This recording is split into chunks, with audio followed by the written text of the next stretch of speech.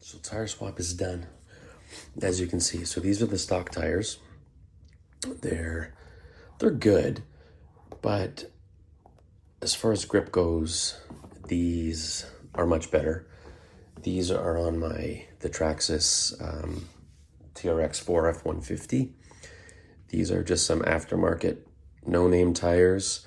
I understand that this tread pattern is apparently a knockoff of something else. And I know that because, and I can't remember who, I think it was Easy Boy. Somebody did a review of the FMS, the FJ40. And the stock tire are these tires. And said there's an actual brand out there, but these are a same tread pattern. So I've got these on my, again, the Traxxas TRX4. They also came stock on the FMS, the FJ40. And now I bought a pair to put, and they also came on my Atlas. And now I bought a pair to put on here because I've got a run video of the TRX4 in the snow, and these things just ripped through it. It didn't get stuck at all. Now, it's, you know what? It's not any higher as far as, because the body isn't what was getting stuck. And same with the F-150, these tires just, it's good tread and everything, but they don't grip the way I want them to. I shouldn't say that. I got run vid on this and it does quite well. So these are 45 millimeter wide as well as these. These are 115 millimeters tall. These are 120.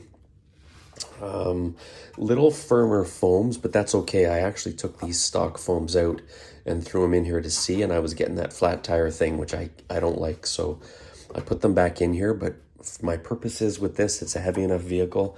I'm good with it. I don't have any weight in these wheels. This thing seems to drive fine stock without it. Now, I had video in the summer that I took. I went out and I was doing slow-mo and jumps, and I drove the literal crap out of this thing. This thing flipped and rolled more times than I can count. Sure enough, that's when some of the issues were starting with my phone and storage, and I wasn't able to use that footage, which is a shame because I had a good 20 minutes, almost a half an hour of just really good footage on this thing, showing what a phenomenal vehicle it is out of the box. So, and then the only thing I've done to it are the wheels, rims, and tires. Everything else on this thing is stock.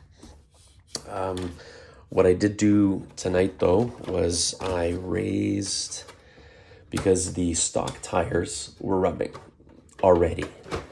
And with regard to shock height, these guys were, originally these were at the top.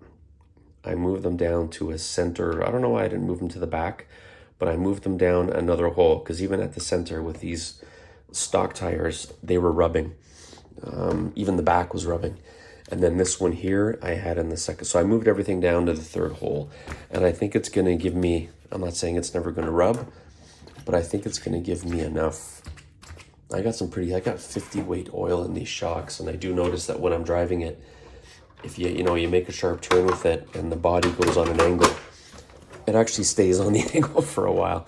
So I don't know, maybe I should go with some lighter shock oil in this, maybe drop it down a little bit. I don't know, but as it stands now, this thing plants and runs. I got to tell you, I love Redcat.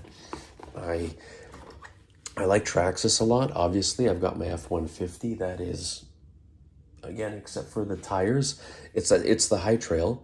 And all I did was I put a little bit of smaller tire on it because I think it looked better. And that's all I've done to it. It's got stock everything. Axles, drive shaft, motor, ESC, shocks, all of it. Same with this thing except for wheels. And I think Traxxas, their high-end stuff is great. I've got the TRX4M that I had to then put, some better tires and stuff on and things like that, some lights and everything. Now, I think Redcat top to bottom is probably got some pretty awesome vehicles. Now, I like the look of these tires better. They're a little chunkier, a little meatier than these. 5 millimeters on a vehicle of this size isn't significant, but I don't know. So there I wrote on the side, but there they are stock, and they're just, I don't know. I like these. I like the tread pattern on these tires. I've now got them on 4 of my vehicles, and I'm hooked. I'm hooked. So there we go. I think it looks great, to be honest with you. Glad I switched them out. Now I put weights, so old tire weights, the black, or they don't have to be black, but the typical regular automotive tire weights. I had mentioned in the video when I did my Atlas that I put some of those around the internal ring, and then I wrapped it with electrical tape, and it added about 70 grams to each wheel.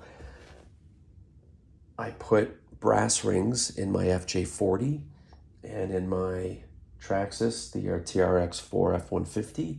Like this one, I have no weights at all. I was going to put the weights in this, but I don't have enough. So I decided I was going to try to space them out, and it just didn't work. So I thought, you know what? I'm good with the way this drives right now, to be honest with you. But there it is. I think it looks, fantastic. I'll throw it on here and give it a bit of a spin. It tends to hit everything when I don't have a lot of space here. See, I already hit something. There we are.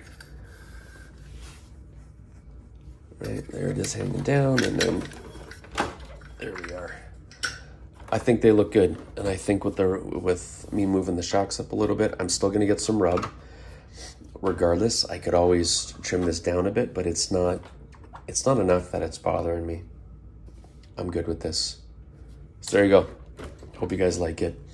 I'll put a link for these tires, I guess, and the rims and these little things in the description in the event anybody wants to look at a pair. They're pretty cool. These are Endura, these rims, by the way, and the tires, again, just off of Amazon. I can't even tell you what the company is that makes them, to be honest. So, all right, everybody, thanks for watching, and like, subscribe, comment, all that stuff. Take care. Bye.